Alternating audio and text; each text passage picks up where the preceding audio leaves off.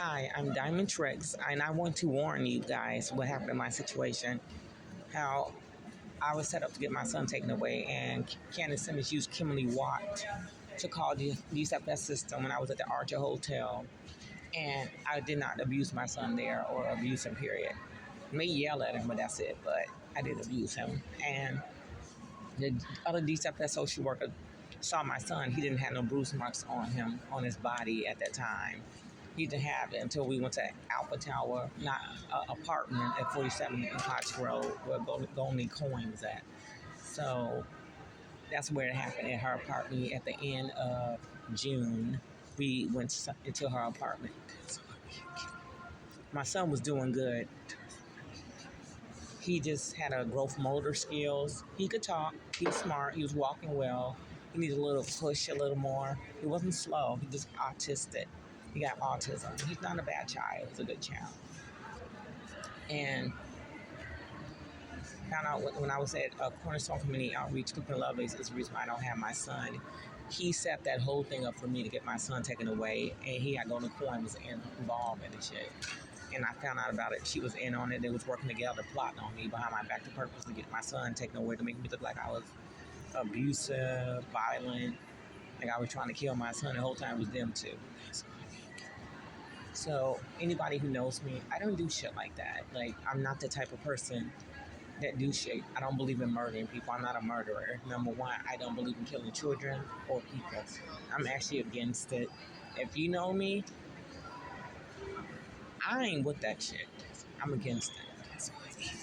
And I was not abusive towards my son when I had him, when we was at the motel. He was doing good. He was happy watching TV. This was before the riot was going on. And there was looting in Chicago. We was at the Archer Motel at the right time. And he told us to be careful. Even when I got my son taken away, I was at another shelter, and they would have a riot. They was looting downtown, all over Chicago. I remember at the time when I got my son taken away, of July 3rd, 2019, and they was looting even afterwards. And they were trying to kidnap my son at University of Chicago. They never let it happen. It never happened, so they stopped it. So my son, he's doing good. I got him taken away when he was 3, and he had a brain injury. That's about it. Nothing else. And a G2 inside his stomach. I don't know what they did, what they put inside my son's stomach. I don't know. I'm talking about what the fuck really going on. And then Clifton Lovelace came to the hospital. He was acting like he was dramatically concerned about Ezel, our son. He was acting different. He was doing one thing, abusing his other girlfriend and her baby, going to put them out on the streets in the cold. That I witnessed at the University of Chicago. And Golden Coin had people lying on me saying Golden Coin didn't do that when she did do it. I witnessed you, and she lied about it, about what happened in my son's current situation. And I'm like, these are some of my order of protection. Why are you sitting there taking her side? Aren't you supposed to work for me? And this is going on the south side of Chicago at 47 in Cottage Grove. So that was another red flag for me. I wasn't buying it.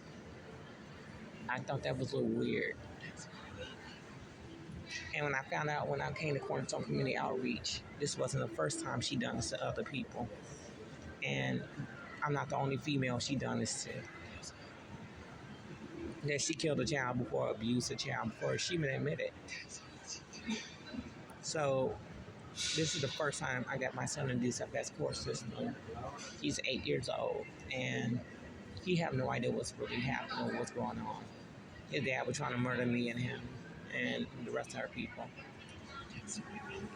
Telling me not to eat, torture me, and starve me, when they was the one behind those murders and homicides. But I do remember Golden Coin met Rosie Green when we was living in Glenwood. We went to Chicago Heights Aldi's, and it was next door to Chase Bank. And Miss Green had a conversation when she had her 3 kids, her son, 2 daughters, and 1 son. That I do remember. When Miss Green was alive, and after that, we ain't see her after that. I do remember that at that time when I was a little girl. That's actually a true story. I met her with at one time. And yeah, then I met her with her again after when Miss Green passed. That's when I saw her again. Like, who is this lady? True story. After when Miss Green passed, I saw her in Chicago Heights. I saw her at the Harvey bus terminal. I met her there. I left the bus at Orland Park Mall, got my bare minerals makeup, and I got off the bus. I got on the 352 bus. That's when I saw Golden Coin. I saw her at the Harvey bus terminal. We met and got on the same bus. Then I met her again when I was living with Mary Foster in University Park. I was living with Mary Foster at the time in 2013 to 2014. I remember that at that time I met her again, and I met her at Chicago Heights bus terminal. This was after my foster mom, Rosie Green, passed away. This was after when we had her funeral. I thought that was a bit strange how I met this lady. I'm not gonna lie, but this is kind of weird to me. I had this lady around my son, know nothing about her. Know nothing about her. I was just talking to her on the phone. Thought she was like a regular person. I was just talking to her on the phone. How Mary Foster was treating me and doing me dirty in that apartment in her house. How she didn't give me a key to her house when I was paying rent for her every month. And that I should have a house key. The difference about me is I wasn't going to have no man inside her house. But that's another red flag for me. But it's just weird how things was going on at that time. But I don't know. It's just weird. I trusted this lady, and she was my payee for Social Security, and she was telling me to go to work. I didn't go to work because I knew she was trying to take advantage of me and abuse me and use me. I met Clifton Lovelace in 2014 through Mary Foster. After Miss Green passed, we had a funeral. I met him afterwards. She gave me his number. I texted him on her cell phone, Mary Foster's cell phone.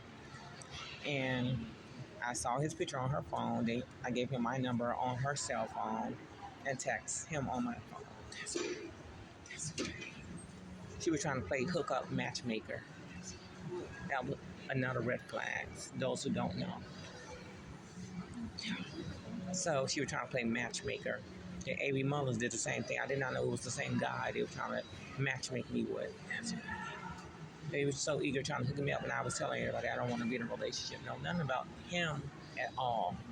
Everybody was so quick to hook me up in a relationship with Clifton Ezell Lovelace. That's crazy. That was enough red flags right there. So now, my son is in the DCFS system, and he around his people. Gray family have their people working in the DCFS system around my son. And I don't know what's going on in Houston, Texas, but yes, I am a concerned mother. I make sure he's doing good, okay, and make sure he's not hurt or in harm way. Make sure they're taking good care of him and doing what they're supposed to do, not on bullshit. But we know about Houston, Texas. We know how they get down. Low key, we know. But anyway, that's about it.